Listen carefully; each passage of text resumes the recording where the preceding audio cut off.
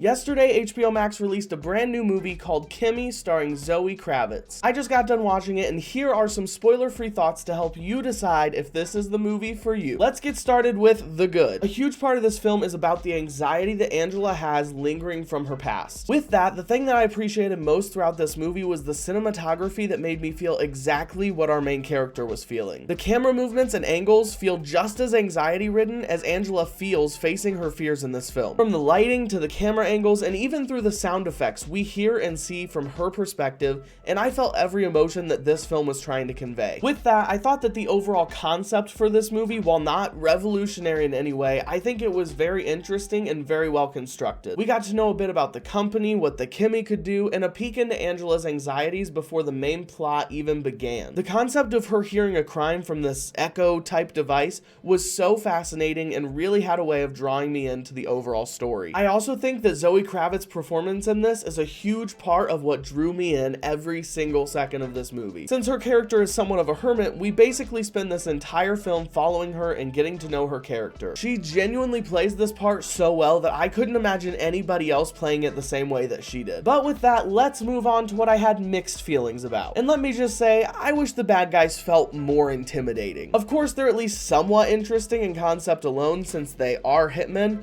but they felt a lot more like Harry and Marv from Home Alone than they did like John Wick. I just wasn't that scared of them and was constantly just waiting for them to mess something up so our lead character could get away. There were definitely a couple scenes where I felt pretty tense and was super nervous for Angela, so it wasn't all bad. I just think that there was room to make it way more badass. Speaking of which, if you were to hit that like button, that would make you pretty badass in my book. But that is all I have for mixed, so let's go ahead and move right on to the bad. So while Zoe gave an absolutely great performance and I loved her character, I couldn't give a single shit about any of the rest of the characters in this film. I didn't care about the love interest, I didn't care about the boss, I didn't care about the techie friend, I didn't care about the mom, I didn't care about the therapist. I literally could not have cared less about anybody besides Angela for the entire hour and a half this film ran. I feel like most of the characters were really just there to show how much Angela's anxiety has taken over her life, but I feel like I should have cared at least a little bit about her romantic interest and the friend towards the end. I don't know, either make this movie longer and give some of these characters more screen time, or give them like zero screen time and make them background characters like the mom and therapist. There were also a few plot points and topics that I would have liked to have dived more into. Dived? Dove? Or divin? Anyway, the whole situation with the main villain in this movie gets barely any screen time at all. I would have liked to see more of the actual situation that led to all of this play out a little bit more. That would help us understand way more why covering this up is so important for our antagonist. But just like most other people in this movie, the villain gets hardly any screen time at all and is just there to set up a plot for Angela. But with all that being said, let's move into my final thoughts. If you enjoy movies in the thriller and suspense genre, you will almost certainly enjoy this movie. The cast and crew behind this film clearly have some incredibly creative minds to pull this movie off. I really wish that there would have been some more time devoted to developing and connecting some of our characters a bit more,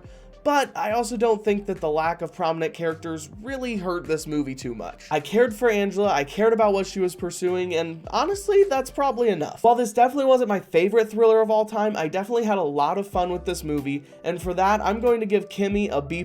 If you have HBO Max, there's absolutely no reason not to check this one out. Honestly, I would say this would be a pretty good Valentine's date night movie too that everyone could enjoy. But of course, these are just my thoughts, and I would love to hear yours down in the comments below. Let me know what you thought of the movie, or if you're planning on checking it out. Make sure to subscribe for more content like this in the future, and I'll catch you in the next one.